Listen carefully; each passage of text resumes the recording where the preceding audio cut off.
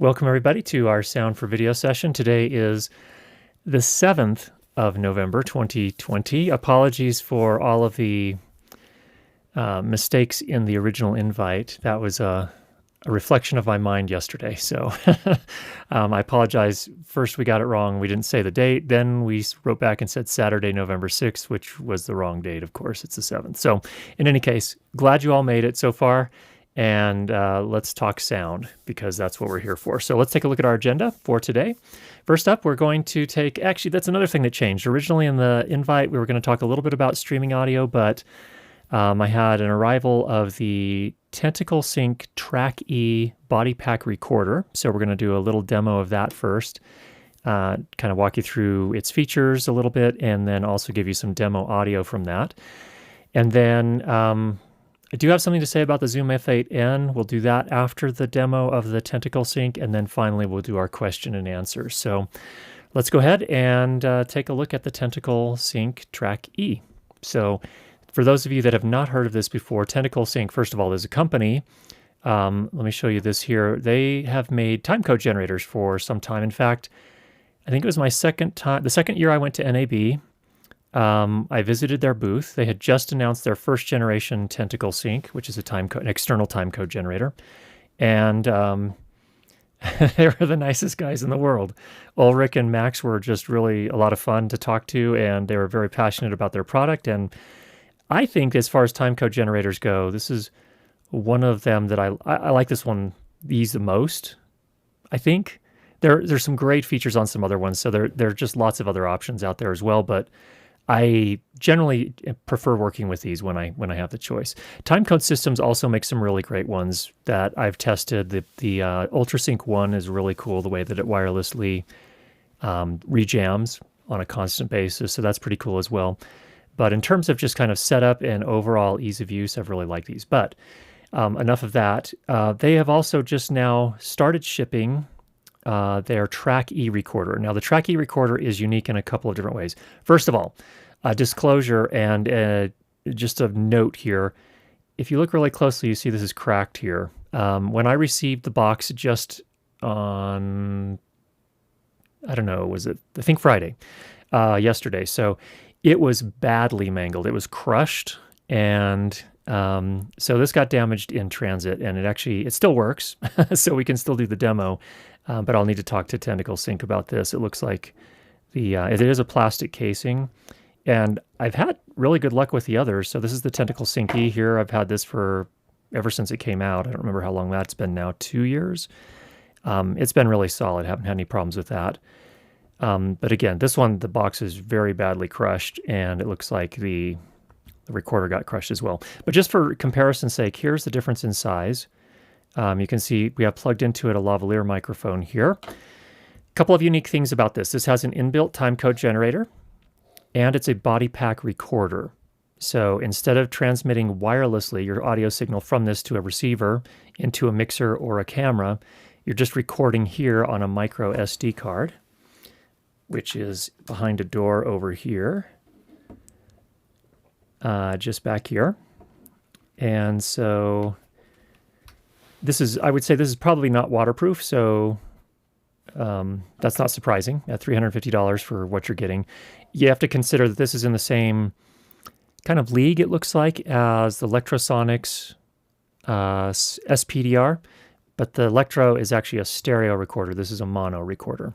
It also comes with this lavalier microphone. It's not the smallest lavalier microphone in the world, but when we play some audio samples here for you, you get a sense for how well that works. It also comes with I don't have it right here with me at the moment, but it comes with an alligator clip, and it also has a little metal grill that goes over the top if you are going to mount it on the outside of the clothing.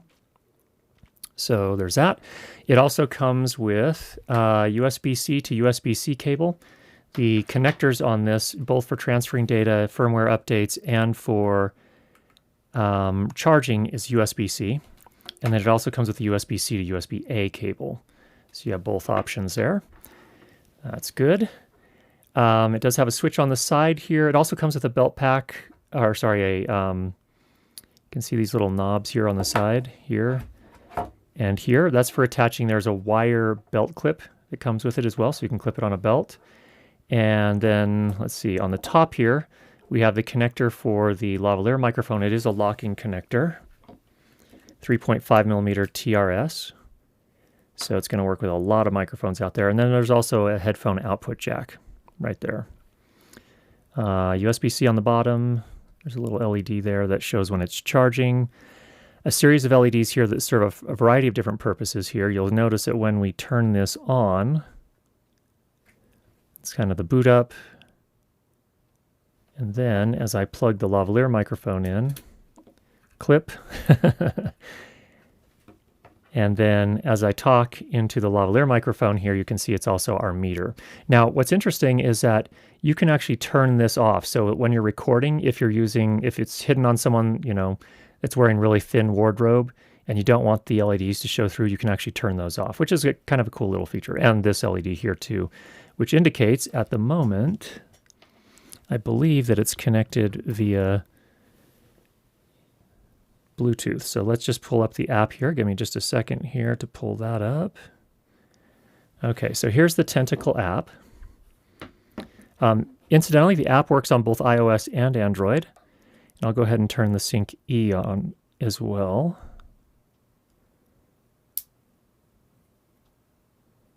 Oh, there it is. Okay. All right, so these two need to be synchronized, it tells us. Again, remember, this has an inbuilt timecode generator, and of course, this is solely a timecode generator. So what we want to do is jam sync the two of those together. It lets you choose your frame rate here, plus the time. It pulls the real time from your phone. So we can just go ahead and say start, and it's going to jam sync the two of them, and boom, they're done. So that's all that's involved in getting those two jam synced. Now I would go connect this to my camera, connect this to my talent, and they can start, I can actually start the recording here from the app, or I can start it with the switch. It's a two-way switch or a three-way switch here on the side. Pushing up starts and stops the recording. Pushing down, holding down will power it on or off. So let me just show you the settings here. As I come into here, you can see we get a little waveform view, we get a bigger meter view, and we also have our gain setting here. So I can turn the gain down to 6 dB and then all the way up to 46 dB. Start and stop the recording here. We've got a low cut filter if we want to roll off those lows, and then of course we can turn on or off the mic plug-in power. Kind of cool. There's playback control from here as well. So now the thing that people don't realize that I think is important to understand, it is not transmitting the audio from this to this via Bluetooth. It's just transmitting the meter levels and the controls that we've talked about so far. So when I press play here, it's playing back via this headphone jack here, not on your phone. Just to clarify that for people that were wondering. And then on the settings here, you can see we can give it a new name. I've called this the Track E1. We can set it to 32-bit float or 24-bit, and it's going to record at 48 kilohertz in both cases. We can choose the LED brightness, can modify that. I had it at its lowest setting before, but we can crank that up if we really want to, or we can turn it on, down, or we can also turn the LED off when it's recording. So once I start recording, if you come back here, I'm going to start recording, and these LEDs turn off. It looks like that one's still on. Interesting. Let's come to the settings. If I turn that down, what happens? Still on. Okay, so it looks like that just turns these LEDs right here off. Just, at least that's how it's working today. We'll go ahead and stop that recording. All right, back into the settings. For now, I'm going to go ahead and leave that on. You can actually change what the switch does, it looks like. You can use it to start and stop playback, start and stop recording, or don't use it at all. So that's interesting, because that way you can prevent the person wearing it from actually bumping it and messing it up.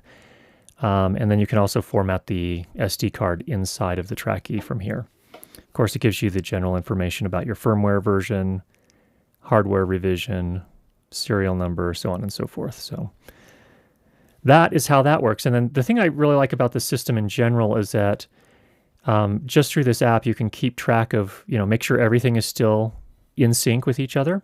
And if not, you can resync it. Just a matter of doing this. And even while, just between takes, you could do that. So you don't have to go dig anything off of the talent. You just resync and you're set to go. Now, keep in mind, of course, this is communicating via Bluetooth, so you have to be pretty close. It's not like you can be a quarter of a mile away and expect this to work. But that does make it a little bit more convenient that it is transmitting or, doing all that control via Bluetooth. So that's a nice thing there. You also get all the status of this right here. So I can see right now I'm in 32-bit float mode with a high-pass filter. We have our time code is synced and it's on and it's running at 23.98 frames per second is what we've got it set to. Now what's interesting here too, if I come back in here to the settings, if I drop it down to 24-bit, come back out, you'll notice now the limiter is on. So it does have a limiter when you record in 24-bit. So if for whatever reason you don't want to do 32-bit for your workflow, 24-bit is supported and it does have a limiter.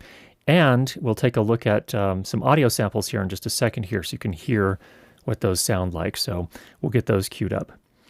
All right. The nice thing about this is that this also comes with a license for the Tentacle Sync Studio, which runs on Mac OS, or it also comes with a license for the Windows timecode tool made by Tentacle.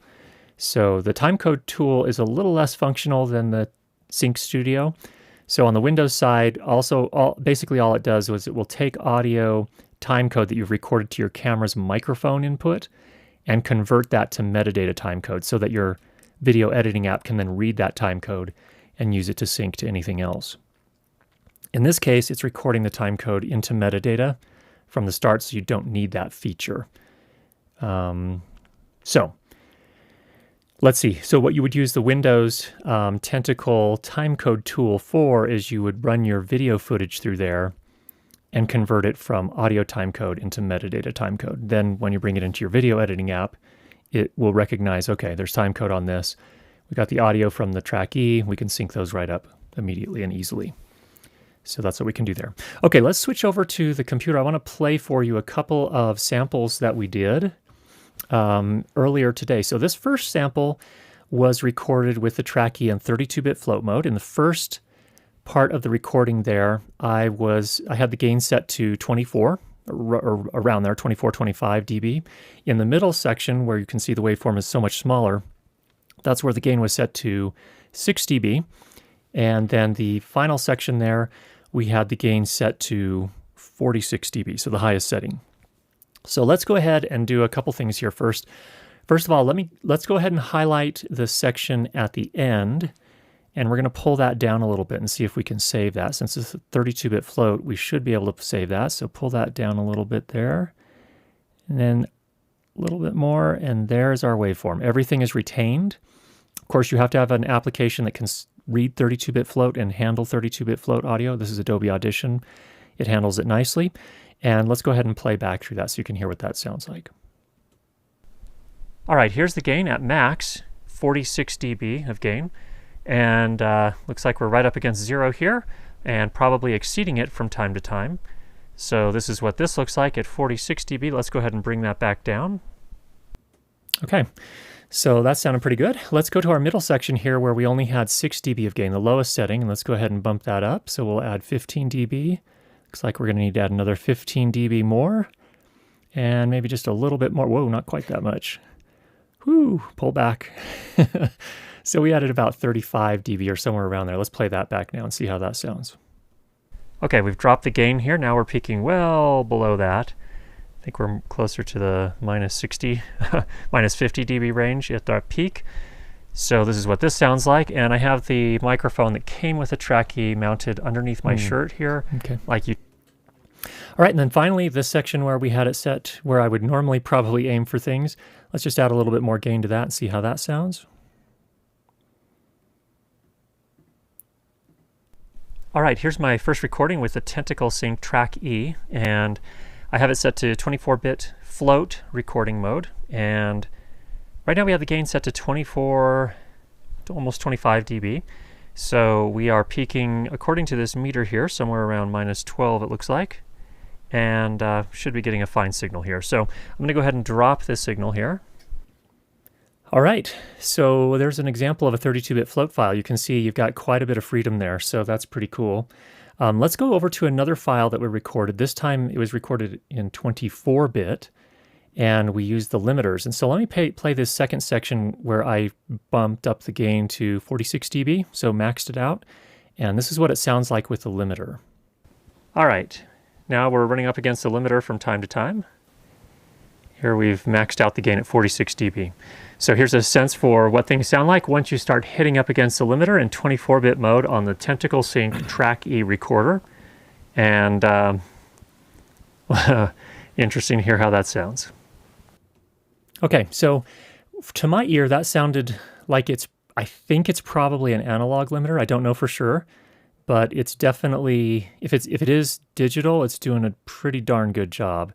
So I was pretty impressed with that. So the thing about the Tentacle Sync Track E, I guess, is that it's a pretty, so far, I mean, obviously I need to do a lot more testing to see what that's all about, but the what I'm seeing so far and what I'm hearing so far is looking pretty impressive. Now, the pricing comes in, I think it's around $350 or $375. I need to look that up again in the US.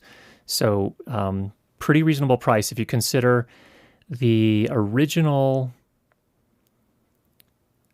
I think the original Electrosonics PDR, which was their body pack transmitter, came in at somewhere like $700 or $800. They actually discontinued that one, and now they have the stereo version. But $350 for a 32-bit float recording, Tentacle Sync or timecode generator is pretty impressive. I mean, that's even the Electrosonics, at least the original PDR, didn't even have a temperature compensated crystal oscillator in it. So it didn't have a proper time code clock in it. You could jam sync it, but it would drift pretty quickly. This one actually will stay in sync throughout the course of a shoot. So to me, this is they've really done some nice things here in terms of combining things. One thing about the US version that I did notice, and I think it has to do with patent issues, is that the headphone jack, you can only listen back to something that's already been recorded. You cannot monitor while you are recording. And again, I think that has something to do with patent issues, if I had to guess. I don't know for sure, but it's only the US version that has that limitation. So just another important thing to know. All right, so there's a look at the Tentacle Sync Track E. I'm pretty excited to give that a review here, probably sometime I've got a huge backlog, so I don't know how long it's going to be before I get to it, but wanted to give you a little sneak peek here and a little listen to it up front just to see what it's all about. So there's that. We'll come back to questions in just a minute. All right, next is the Zoom F8N. So let me talk about that. We have, in the past, talked a lot about this. I have a friend, his name is Gary. Gary has a Zoom F8N. He is not using it, and he very generously said, "Curtis, do you have a need for it?" And I said, "No, I have one. I don't need another one." And so he is willing to give it away for free to go to a new home for someone who really could put it to use and get a lot out of it. He is asking, I actually suggested that whoever is interested will pay for the shipping. He lives, I believe, in Illinois. I'm not positive on that, but I think he's in Illinois. So if you are interested in providing a happy new home for a Zoom F8 that has essentially had no use so far, why don't you go ahead and email me, curtis@learnlightandsound.com. I'll get you in touch with Gary. Whoever's the first one is who we'll put in touch with Gary. And then the two of you guys can make arrangements about shipping. All right. Let's take a pause. Before we get to the question and answer, let's see if you guys have any questions about the Tentacle Sync Track E. If you could, in the chat, just put @CurtisJetAudio. That way it'll make it a lot easier for us to find those. And let's take a look and see what we've got here. All right. What size card does it come with? It actually, that's a good point. It does come with a card. It is a micro SD card. And in terms of storage capacity, let me just turn it off here and I'll pull the card and see. I think it's 16 gigabytes if I had to guess. But let's take a look.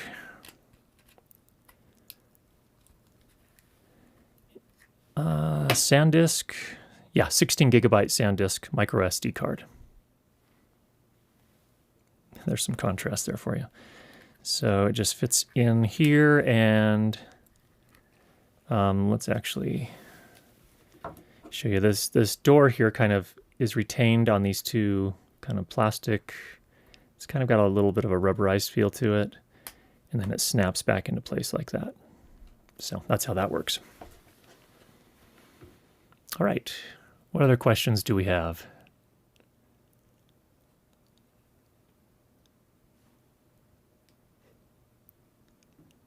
All right, next from Brian, is it better than the Rode Wireless Go? Well, not for live streaming. This is definitely a product for a case where you have a post workflow.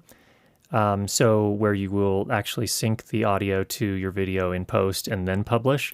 So that's where the Wireless Go would have an edge. It would be something you could use for live streaming because it's, wirelessly transmitting the audio in real time to the camera. So that's one big difference. In terms of audio quality, I thought that the Tentacle sounded better. I don't know if you remember Emma. Yeah, she kind of shrugged her shoulders. I don't think she remember. She hasn't worked with the Rode Wireless Go a whole lot, but from my point of view, the Rode Wireless Go, it depends because the Rode Wireless Go has a built-in microphone. And I'm pretty sure that the Wireless Go, because it's a digital system, I believe that its converter is converting the analog audio to 44.1 kilohertz. I don't think it's doing 48 kilohertz, and then it transmits it, and then it converts it back to analog. If they do a good job, I don't see a problem with that, and that's the same thing with the Rode Filmmaker kit. It's actually the same thing with the Audio Limited A10 is actually using 44.1 kilohertz as well. And I think if they have good converters and good preamplifiers, I've never been concerned about that. So I don't know. I don't know if it's better. It's better quality from the standpoint that it can do this wide dynamic range. I'll have to see how far you can push that. And it does have an analog limiter, which the Rode Wireless Go does not. So I would say in the end, probably yes, probably better audio quality given all those different circumstances. So there's some thoughts on that. All right, does it write data while recording? I assume so. I doubt that it has a lot of buffering memory. Would be my guess that it is writing to the card while it is recording. But I'll have to think if there's a way I can test that. But I think it is. I mean, that would be plausible. It might buffer for a little bit, but I can't imagine it's doing a lot of buffering. All right. Okay, cool. I think we got that. Okay, let's go to the questions and run through our questions for today. First up is from Jason, and Jason asks, I just scored a pair of Monoprice 600-700 small diaphragm condenser mics, which are essentially, it sounds like, rebranded MXL 603s, which I intend to use as overheads or otherwise for recording dialogue and other sounds in stereo. I'm looking for recommendations on mic stand equipment for use indoors and in the field, and what kind of mic spacing might be appropriate. Ooh, that's a big one, Jason. Congratulations on the new microphones. I hope they work well for you. Let's talk first of all about the spacing question. So let me show you a website here that is from SoundSnap. SoundSnap is actually not sponsored by them. I bought some sound effects from them before, but they're basically like a stock sound effects library. And they also have some articles. This is one on kind of the basics of stereo recording techniques, which I would recommend you take a look at. So if you just Google stereo recording techniques SoundSnap, you will find this page, and you can come back to it and reference it. But it just runs through 4 main stereo recording techniques. First up is XY, and each of these different techniques have kind of their benefits and their downsides. But this is one, for example, you'll see this on the Rode, or sorry, not the Rode, but the Zoom recorders, like the handy recorders, all have an XY configuration. And so you have a left and a right, and the capsules are overlapping each other, and they're basically at about 90 degrees. So there's some benefits and costs to this. It's pretty simple, so let's go down a little bit. The XY method is simple. It's easy to line the microphones.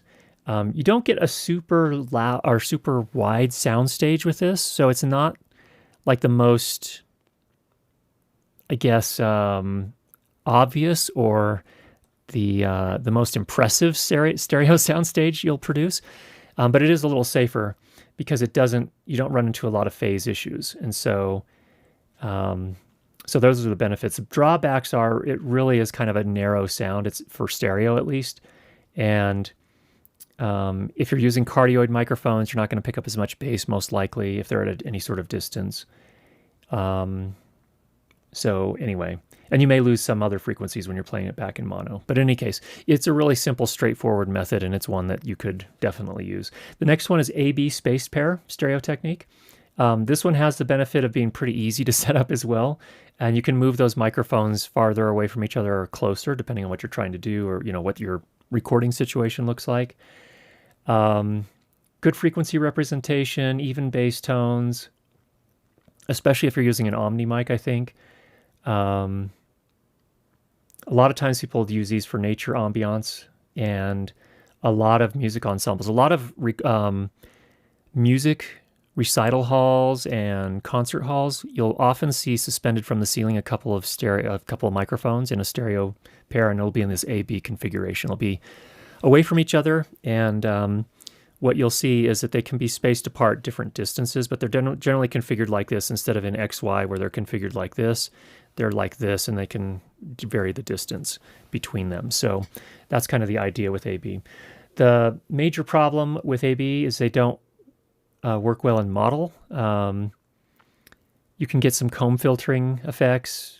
So also the stereo separation isn't necessarily as extreme as it might be with a couple of the next two stereo techniques we'll talk about here in just a minute. So let's go to the next one here, ORTF.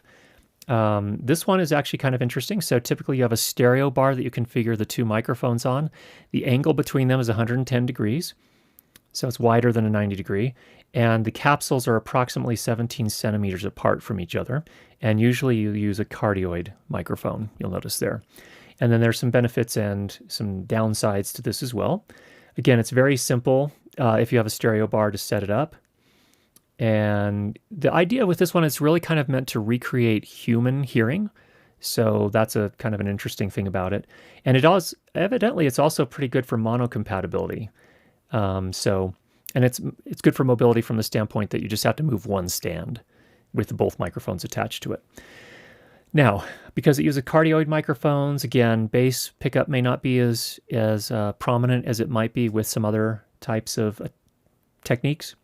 They also reject some of the off-axis sounds, and so sometimes you can find that you have kind of a hole in the center of the stereo image, so that can be a little bit problematic as well. It really just kind of depends on how close you are to what you're recording and, kind of how cardioid those cardioid microphones are. So ORTF, kind of an interesting approach. And then finally we have mid-side, which uses two microphones, one omnidirectional or cardioid, and another one figure 8. So that's kind of the idea there. You phase invert one of the sides. And let's just go take a look at the benefits and the downsides of this one here. First of all, prized for its flexibility. The cool thing about this is that you can attenuate the side channels. So you can kind of control in post how stereo or how wide things end up. So that's the really cool thing about it. And they can give it's really interesting. It's actually a really interesting approach. Downside to this method is monitoring. So you have to have a recorder that can actually support it and do the decoding for you. So that's something to keep in mind there too. You just have to have a recorder that can support that. So those are some thoughts there in terms of the spacing. In terms of the gear that you can use to mount it, if you are going to use something like the ORTF method or even the XY method, Rode makes a stereo bar that's really pretty nice. So that's worth looking into. I'm sure there are probably other companies that do them as well. I just happen to have the Rode version. It came with the stereo mics I have, which are the Rode TF5s. And so that's the first thing I would consider if you're going to use one of those techniques. And then from there, you can just mount that on a regular microphone stand. So I don't know what your circumstances are, what you're trying to do, but you can, it comes with a 5/8 to 3/8 inch adapter, so you could put it on a production boom pole if you wanted to do that and attach that to a C stand. So those are some ideas in terms of rigging as well. So congrats on your new mics. Did we cover everything? Let's take a look at that again just to make sure. Now, outdoor use, you are going to probably need some wind coverage as well. So in that case, you're going to be probably tied in more to an XY type of configuration. And various companies make those. Rycote has some stereo wind protection products, some sort of blimp or Zeppelin type covers. And then also, what's the company that makes the Pianissimo? They also make some production wind cover products, and they're pretty expensive though. You're going to spend more on that than you spent on those microphones for sure. If not, I would just look at the Rycote softy covers or something like that to put over top of those microphones to when you're going to be outside. It's not going to be good for if you use a lot of if there's going to be a lot of wind, but if there's not too much wind, then those can work pretty well for you. So, all right, I think we covered everything there. Let's take a look at our next question. Okay, Stan has got a complex question here. All right, Stan is what he wants to do. He's streaming to Zoom and YouTube. On Zoom, he'd like to have some interaction, hence the mic and the sound has to work through the mixer and the computer. So here's his setup. He has a Zoom L8. That's the kind of mixer-looking, podcast-oriented recorder audio interface. And he has that connected to his computer via USB as an audio interface. And the audio out, he has also an analog out from the Zoom that's plugged into one of the A10 Mini Pro's audio inputs via line level, I assume. The A10 Mini Pro, of course, is connected to the computer via USB-C. Then he has two cameras that are connected to the A10 Mini Pro, I assume via HDMI. And then two outputs from his computer, graphics card, I assume again, two HDMI feeds that come into the A10 Mini Pro. Then on his Windows PC, his sound settings he has set so that both the speaker and the mic are the Zoom L8. So he's using that Zoom L8 as an audio interface. All of the audio input and output from that PC are coming back to the L8. So here's his problem. When the A10 Mini Pro is connected via USB-C to the computer, an echo starts to occur. The problem with this problem is that the problem doesn't happen all the time. Sometimes the setup will create an echo and sometimes it will not create an echo. So let me pause there and talk about that for just a second. So the first thing is if you're getting an echo, sometimes but not all the time, my guess, this is purely a guess, but my guess is that the Zoom echo cancellation feature is kicking in and it's taking care of it sometimes, and other times it's not doing a good job. And there are a lot of factors that kind of feed into whether or not it works. And I don't even know what some of them may be things that I don't even know about. Like maybe when Zoom's really busy, their servers are really busy, that it just turns it off at some point. I don't know. But what that indicates to me is that, well, actually, I don't want to jump ahead, but that's my first thought. So that's probably why it works sometimes and why it doesn't work other times. That's the first thing. Let's go ahead and go to our overhead. I did a beautiful drawing here. Actually, it's a really horrible drawing, but hopefully this is instructive, hopefully, if you can read it. Let me just walk you through. I just basically wrote a signal chain diagram, but this is only the start. So I have a computer right here. I have the Zoom L8 connected via USB to the computer. I have a line out from the Zoom into the ATEM's audio input. I have two HDMI cables coming out from the computer into the ATEM, feeding two of those HDMI inputs. I have a USB out from the ATEM into the computer. And then I have two cameras connected via HDMI into the ATEM. So this is just the start. Now what you need to do is you need to start with something like this, a diagram, and map out where all the audio is coming from. I suspect that what's happening, Stan, is I suspect that maybe one of these HDMI outputs from the computer, or maybe both of them, are also sending the computer audio, maybe, into the ATEM. That's just one thing to check. I would just make sure on the ATEM that the audio inputs for these two HDMI inputs are turned off. So that's one thing to check. You'll also want to check on these cameras here. You want to make sure basically on the ATEM, all the audio is turned off except for this line input on the ATEM that's coming from the Zoom L8. You also want to make sure that the mix minus feature is turned on here so that when you're talking with people on Zoom, that when they talk, they're not hearing themselves back. The problem is if you have multiple guests on Zoom, I'm not sure how that's going to work. So that's just one thing to check there as well. But if you can map out all the potential sources of audio, on the ATEM again, I would turn off all of the audio inputs except for this one coming from the L8 and see if that solves your problem. But use this kind of tool. Just draw out your audio signal chain. It is an amazing way to help you narrow down where a problem lies, no matter what the problem is. And so that's what I would recommend. And then let's see, I think, oh, there's one more part of the question. Let's go take a look at that as well.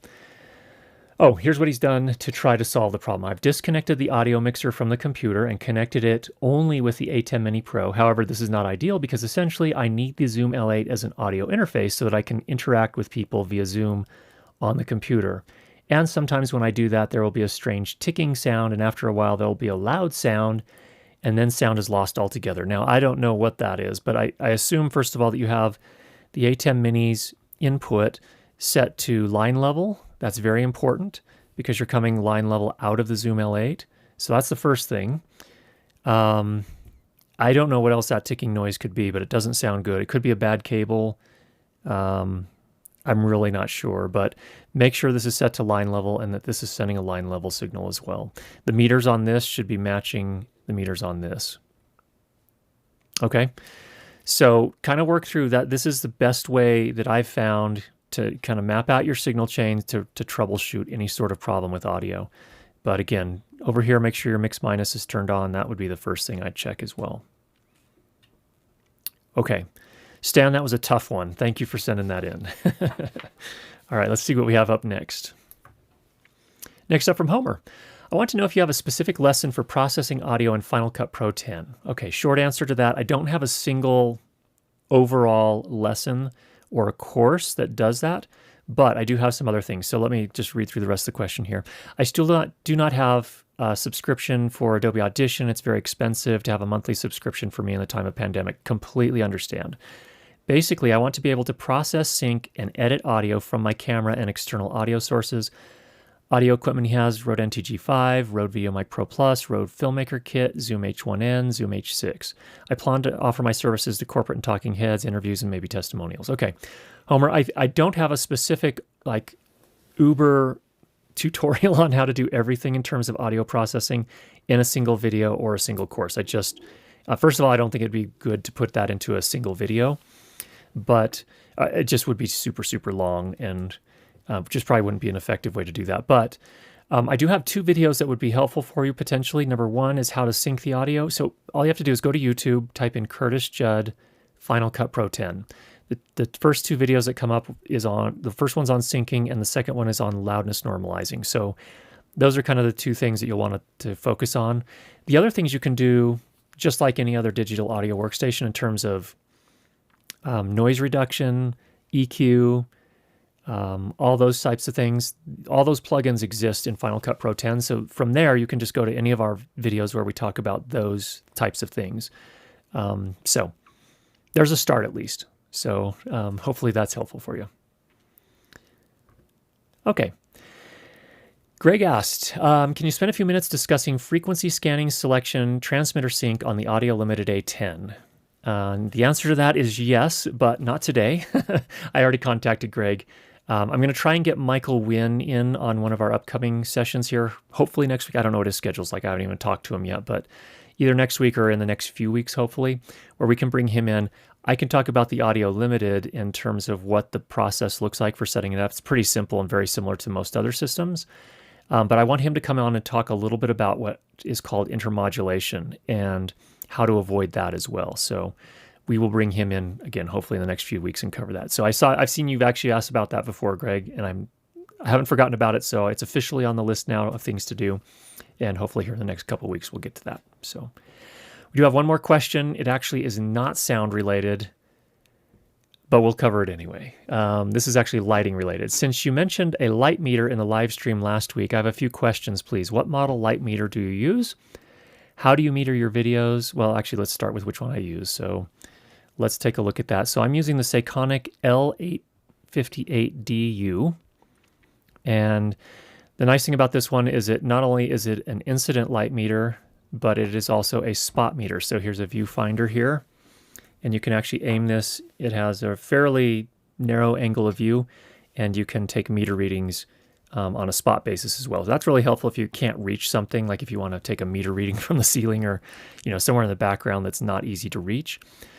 I almost always have it in the cinema mode, and in the cinema mode, you set the frame rate here, so 23976, your ISO, and your shutter angle, and then when you press the button, it just gives you the aperture that you'll want to use.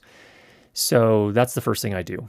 You can also, you'll see here, I can go to the reflected light meter. That's the spot meter here. So it's just a matter of switching modes really quickly. Nice thing about this one as well is that you can take this dome for the incident light meter, and if you want to make it a little bit more directional, it can recess. I don't know if you can see that super well that way. Let me see if I can do it this way. So the dome's sticking out and recessed. That gives you just a little bit more directionality or less directionality, depending on what you're trying to do. It's been a great light meter. We got it, gosh, when did we get this? Probably late spring, early summer. So we hadn't had it that long. The light meter I had before this was a Minolta Autometer 8, I think it was, or 5. I can't remember what the number was. I had that light meter since 1994, and the LCD had gone. It was bad. It was hard to read, and it started just acting really erratically, which made me really sad because it was just an amazing light meter that had served me for so many years. So anyway, let's go back and see what other questions we have here from Rich. How do you meter your videos? By contrast ratio, illuminances, differences, for instance. Okay, usually I'm looking at the aperture and I'm looking for differences between things. So for example, I will measure at where the talent is going to be sitting right up next to their face. I'll use the incident light meter and measure the key light first of all, so I'll get an aperture stop for that. Then I will meter the rim light or hair light, and usually what I'm looking for on the rim or the hair is I'm looking for that to be probably half as much light, roughly, or maybe even a little bit more, or a little bit less, I mean. So a greater contrast ratio, if you will. So that's generally how I approach it. I'll also get a reading on the background. Again, for the background, I want, depending on the piece I'm doing, I want that to not be stealing all the attention unless it's supposed to steal the attention. So again, I'll generally light that quite a bit lower. So typically at least a stop, maybe 2 stops lower. So that's how I usually think about it in practical terms. But again, it comes down to your eye, and what you're seeing through that camera is kind of the end game. But I'll usually use a light meter to get me in the ballpark, and then I'll kind of tweak it from there. How often do you use a light meter? Every video or every setup? Let me ask Emma to keep me honest. How often do we use the light meter? Every video. We use it pretty much every video. We actually started shooting B-roll for this week's video, and I forgot to use it on the first shot, and then we remembered. And we went back, and it turns out it was a good thing we did because we were off by about a stop. So, and then finally, Rich asks, what contrast illumination ratio do you go for on a subject's face between your key and fill lights, for instance? I prefer 2:1 or 4:1. I'm generally in that same realm, Rich. So yeah, probably in the same realm as you. Depending on how moody I want it to look or how contrasty, I'll be somewhere in that same range. So we're pretty close to each other there, it sounds like. Okay. I think that is all of the pre-submitted questions, and it looks like we have about 15 minutes to run through the chat here and see what else we've got. So thanks everyone for submitting those questions ahead of time. And if you do have a question you'd like to present before the community here today, if you just put @CurtisJetAudio in front of it, we'll take those and run through those. So let's go ahead and see what we've got. All right. First up from Rob, who's actually addressing Norm here. Would the whole file be corrupted? How would you know if the battery failed? And we're talking here in regards to the Track E, I assume.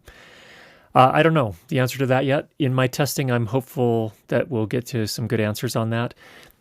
In terms of battery life, that's one thing I should talk about. In their specs, I think it says that if you're in 32-bit float mode, you can expect somewhere around 23 hours of record time. So you'd have to be doing a really long shoot and start with not a full battery to run into those types of issues if what they're telling us is true. And generally what they've told us, certainly on the Sync E products in the past, I think they said 35 hours, and that's pretty much what I have been getting on those. So they're usually pretty accurate. If you drop to 24-bit, you can get even longer, I think closer to 30 hours of record time. So we'll see how that pans out in the tests, but just so you're aware, there is definitely some time. And I think what you guys are talking about, what happens if you if the battery goes away in the middle of a recording? That's a fair question. I'm going to guess that you lose it, but we'll test it and see. It's a little bit harder to test it on this because it has an inbuilt battery. It's not a replaceable battery, not a user replaceable battery. So I can't just pull the battery and I guess I'll have to leave it on for 24 hours and run it down and see what happens. So that's what we'll do. Ken has a suggestion here, and this is back on the stereo recording questions. He recommends the Manfrotto 154 for fun mic placing experiments. Very good. Thank you for the recommendation, Ken. Any general tips for setting squelch levels on analog wireless by ear? I fortunately haven't had to do a lot of it, but that was just sort of trial and error for me. I don't have any sort of special technique. I don't know if anyone else here uses, especially, say, for example, the Sennheiser G3 or G4s, and if you've had more experience setting the squelch setting, if you have specific things you can share with Norm, that would be most appreciated. You should send your diagram to Blackmagic Design to include in their manual. I don't know. I don't know how much they like me. I don't think they like me. They keep ignoring me.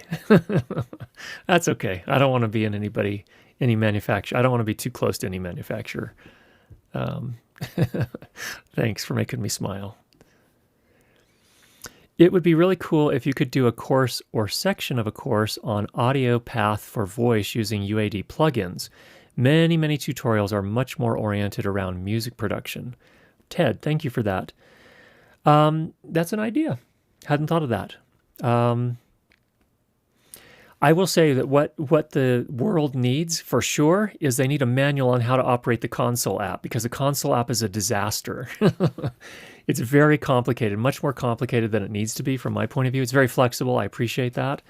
But man, it's difficult to set some things up. You have to set up cue mixes, and it's if you're going line out to something else, if you're interconnecting to something else, like to my camera, like we're doing here, what a pain that can be sometimes. So in any case, good idea. I don't know. I still have a day job, so I don't know when I get to a course like that. But I think a course on universal audio interfaces would be an interesting one. I'd sure love to do that if I had the time. So I'll put that on the list. Back to Rob. Regarding Stan's ticking issue, I had the same problem. Once I took the digital audio mixer out of my chain, it went away. Interesting. So perhaps it has something to do with having, I don't know, Rob, if you had your mixer also set up as an audio interface, maybe that's what it is. That's interesting.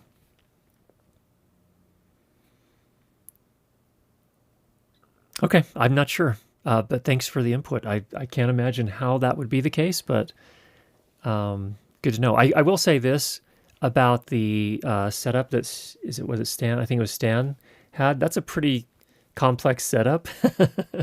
So that's why I think drawing that diagram is really helpful, because it can help you just get everything down on paper and figure out what your different, where the possible issues are. So, all right. Again, more from Rob on the ticking issue. I kind of rambled there.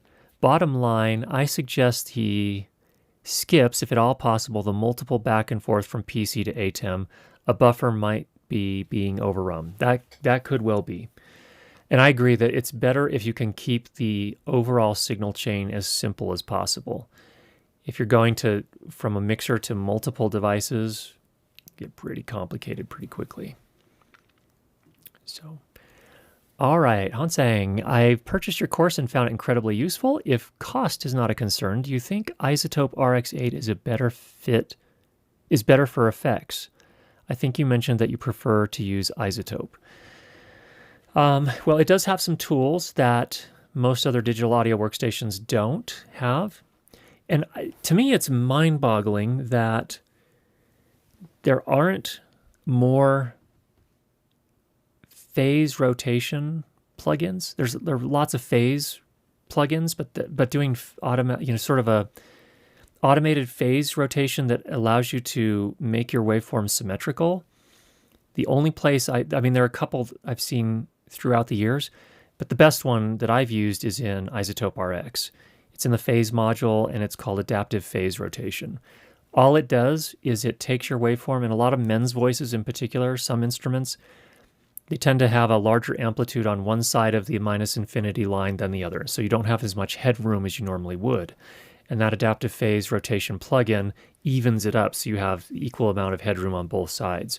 Just makes it gives you more headroom to work with, and it makes it easier to do your compression and your loudness normalization without having to compress the audio so much. So that's one that I really, really rely on in Isotope, and I'm really glad they have it. I wish there were more options that are less expensive, but I haven't found them.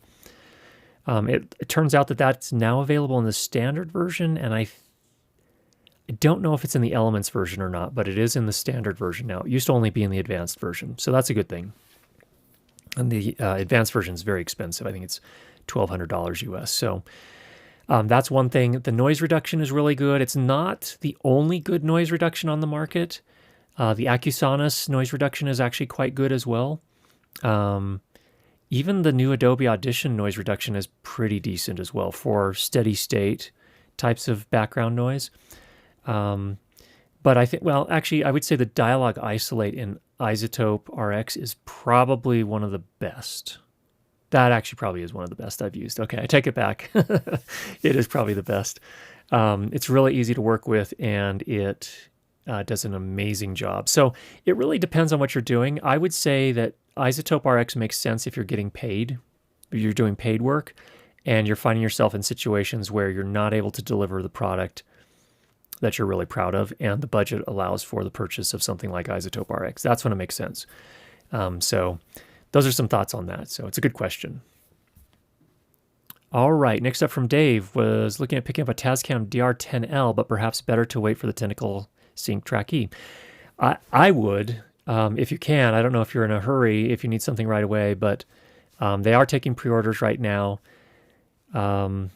From what I've seen so far, this would be a much better choice. The problem with body pack recorders, they're amazing because you avoid all the wireless issues. Their downside is you can't monitor them. And if you can't monitor them, if you're working with 24-bit or 16-bit and you set the gain, you start recording, and then it's off. You just cross your fingers and hope that everything works out. With 32-bit float, even if the talent gets really loud, unless they actually overmodulate to higher sound pressure levels or wider dynamic range than the microphone can handle, then you're probably going to be okay. And lavalier microphones typically have less dynamic range than a large diaphragm condenser. So, but yeah, if I had a choice, I'd probably go with the Track E based on what I know so far. I like the Tascam. It's a pretty good product, but I think this would give you potentially better results. And I will say the limiter in this is also better. If you are recording 24-bit, what I've heard so far from this limiter sounds quite a bit better than the Tascam limiter. So some thoughts on that. Next up from Daniel, I thought you might find it interesting that Blackmagic is holding a virtual press conference on November 9th to announce the new features for the upcoming Resolve 17. Yes, thank you for that. I appreciate that, Daniel. So yes, so if you hadn't heard, it looks like DaVinci Resolve 17 will be, or at least announced this coming week. They have a press conference on the 9th that I'm scheduled to attend to find out what's new there. Now, that'll be for everything in DaVinci Resolve. I'm obviously probably most interested in what's available in Fairlight and what's changed there. But I'm planning to watch it, and hopefully we'll get a chance to talk about that next week as well. Thanks, Daniel. Lloyd, Ticking with a digital audio setup is almost always mismatched frequencies or conflicting master clocks, so be sure all devices are using the same sample frequency. Ah, great. Thank you, Lloyd. So sample rate, so sample rates. So make sure they're using the same sample rates. Good to know. Thanks for that. Okay, Greg, recording 32-bit versus 24-bit on the mix pre, how is the noise level between the two modes? I'm wondering if there is some disadvantage in 32-bit recording, such as higher induced noise. Not that I've noticed, Greg. I was pretty impressed in the testing that I did specifically on that. It did really well. So even when you boost it in post, you're not bringing that noise floor up like you typically would on a 24-bit recording. It's maintaining a very wide dynamic range, and so, I mean, it's I don't entirely understand how they manage to do that, to be entirely honest. And I imagine there's some. I think you still do want to optimize your gain. I did notice that the timbre of the audio sounded different depending on where you set the gain on the mix pre in 32-bit float recording. So you're still getting the coloration of the analog stage of the preamp. So I would still be pretty careful about that. And that's the thing, that's where I think there's still, I mean, for a videographer who's a solo operator who is going to rely on 32-bit float to save them from mistakes that they make in terms of setting gain staging, well, you know, they're not usually too focused on audio anyway.